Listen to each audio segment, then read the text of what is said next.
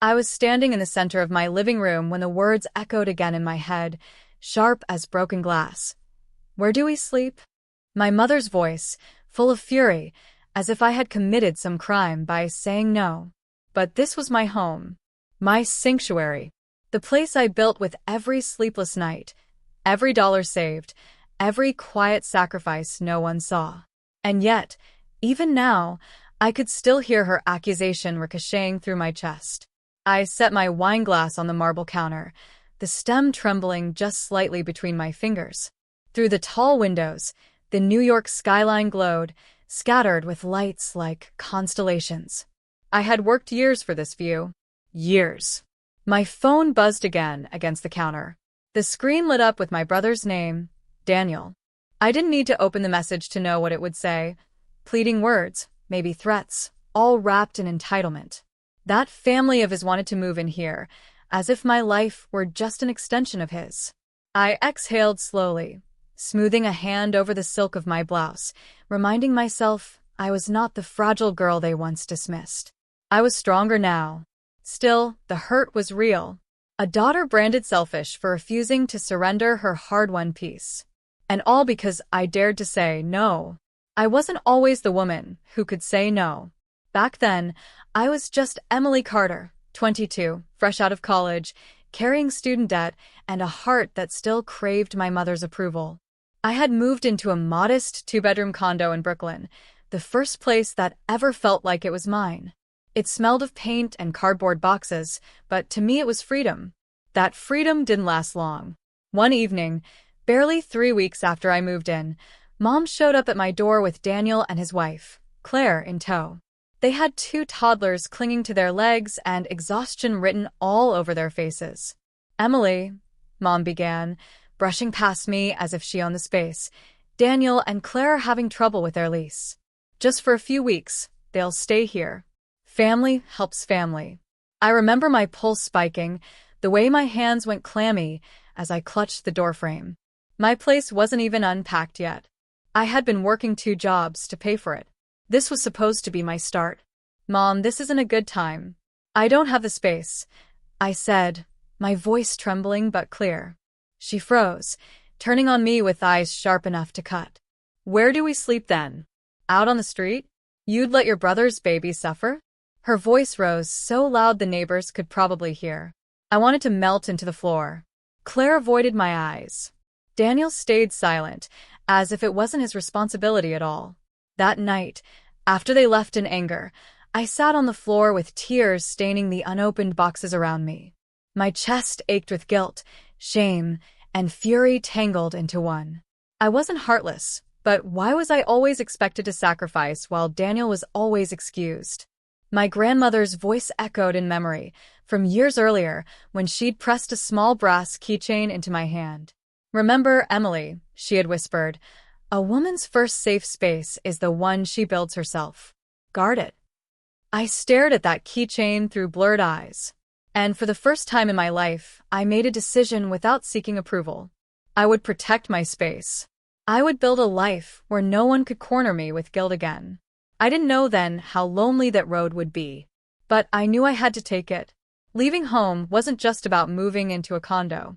It was about breaking free from years of being told I was second place to Daniel. Still, once I chose that road, reality hit me harder than I expected.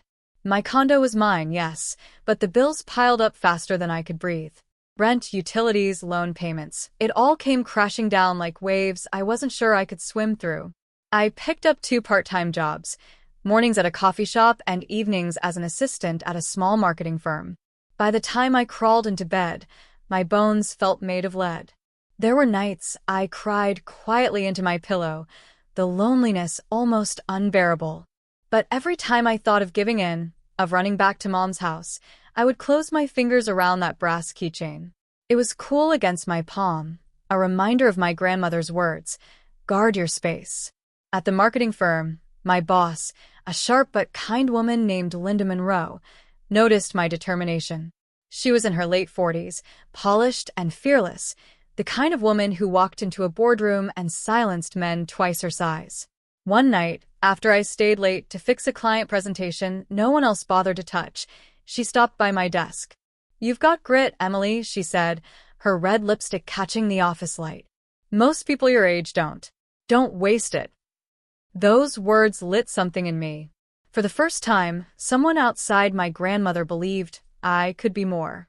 So, I studied. I devoured marketing textbooks, taught myself design software, stayed up until dawn tweaking logos and ad copy. Sleep became a luxury I couldn't afford, but slowly, painfully, the tide began to turn. My first real win came when Linda trusted me with a small client on my own. I poured everything into that project, staying up for 3 nights straight, fueled by cheap coffee and sheer desperation. When the campaign launched successfully, the client sent a thank you note addressed to me, not Linda.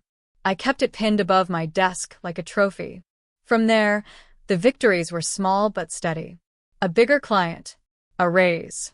Enough money to finally pay my rent without juggling overdue notices. Eventually, I saved enough to move out of that tiny, peeling condo into a sleek one-bedroom with tall windows that let in the city lights. But through it all, I kept my success quiet.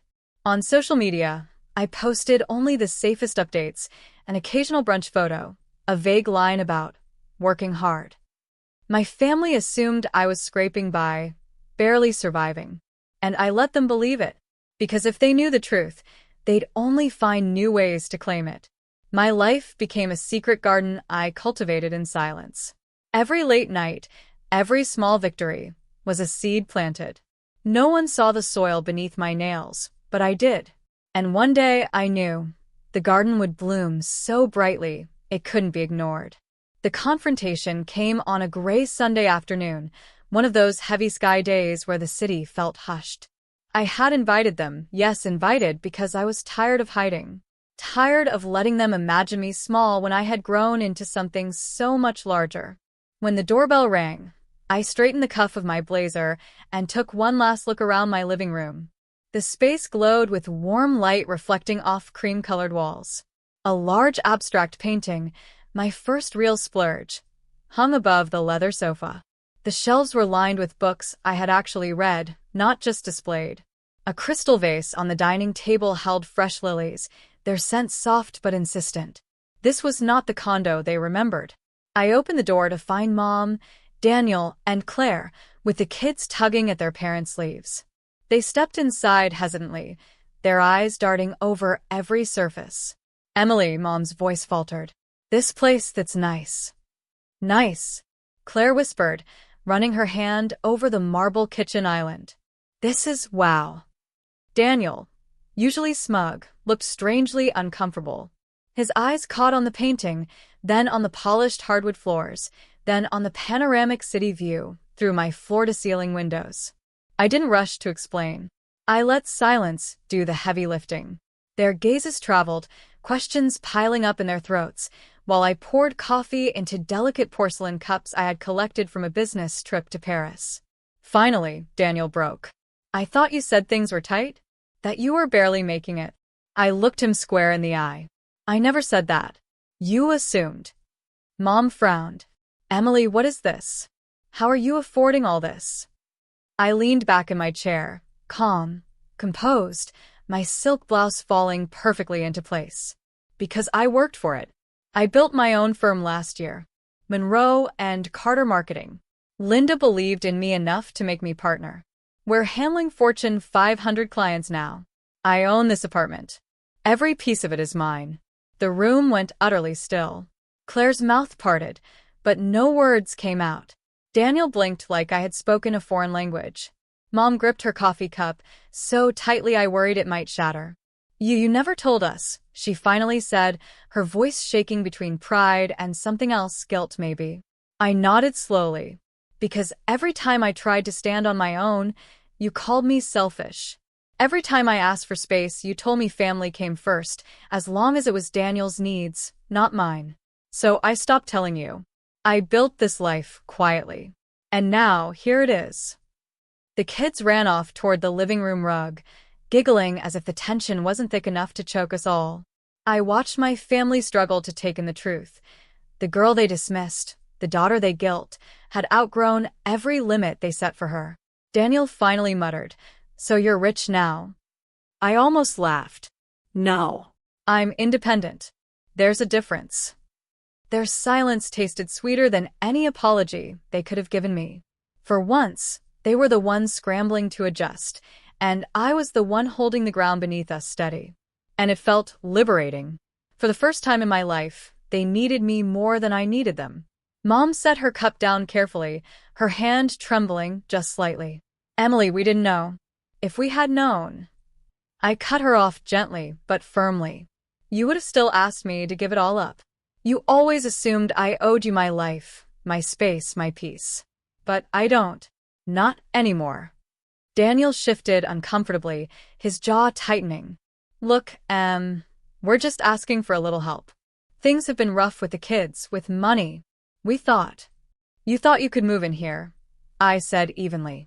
"Take over the life I've built. But no, Daniel. This is my home. My sanctuary.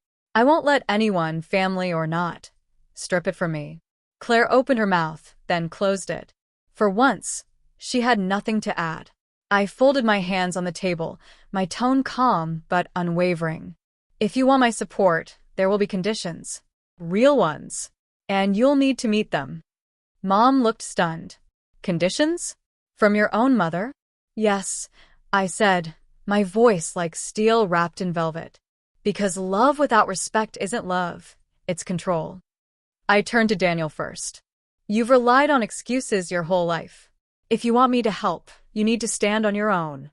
That means a steady job, no cutting corners, no leaning on me as a backup plan. Until then, don't ask me for a roof." His face flushed crimson, but he didn't argue. Next, I looked at Claire. "You're capable, Claire. Smarter than you let yourself believe. But you hide behind Daniel's shadow. If you want better for your kids, pursue your own career, even if it's part-time. Show them what resilience looks like." She blinked, startled, but a flicker of something, hope, maybe, crossed her face. Finally, I turned to Mom. This was the hardest. "If you want to stay in my life, it has to be without guilt trips. No more screaming about where you'll sleep if I say no. No more choosing Daniel's comfort over my dignity. Respect my boundaries, or you don't get access to me at all." Her lips parted, outrage sparking, but she saw the determination in my eyes and fell silent. The air in the room was heavy, almost suffocating, but also cleansing. For once, I wasn't begging for a scrap of understanding. I was drawing the lines, setting the terms. I softened my tone, but not my stance. "I love you all, but love without boundaries destroys people. I've worked too hard to lose myself again. These are the conditions. Take them seriously or take nothing at all." Silence followed, thick and electric. Their faces reflected shock, hurt, maybe even shame. But beneath it, I sensed something else stirring, a recognition that the old rules no longer applied. The balance had shifted, and I was never giving it back. In the weeks that followed, I watched the ripple effects of that afternoon unfold. Daniel didn't call for handouts anymore. Instead, he took a construction job, grumbling at first but slowly adjusting to the rhythm of real work. When we spoke, he sounded different, tired, yes, but grounded in a way I had never heard before. Claire emailed me a month later. She'd enrolled in an online certification program for accounting. "It's small," she wrote, "but it feels like a start." I could almost hear the pride in her words, like she was rediscovering a piece of herself long buried. Even Mom softened. She didn't transform overnight, but there were fewer sharp edges in her voice. Our next conversation was clumsy, awkward, but quieter. For the first time, she asked me about my work, not with suspicion, but with curiosity. And me? I found a piece I didn't know I was still missing. For years, I carried the sting of those words. "Where do we sleep?" Like a wound. Now I realized it had healed into a scar, faint but permanent, a reminder of where I came from and why I fought so hard. One evening, as the city lights glittered beyond my windows, I reached for my grandmother's brass keychain. I turned it over in my hand, the metal worn smooth with time. She had told me a woman's first safe space is the one she builds herself. And she had been right. I had built mine. Brick by brick, choice by choice, no matter how lonely or heavy the journey. And I had guarded it not just against others but against the version of myself who once believed she had no right to say no. As I set the keychain back on my desk, I smiled to myself. This home was mine. And for the first time, so was I.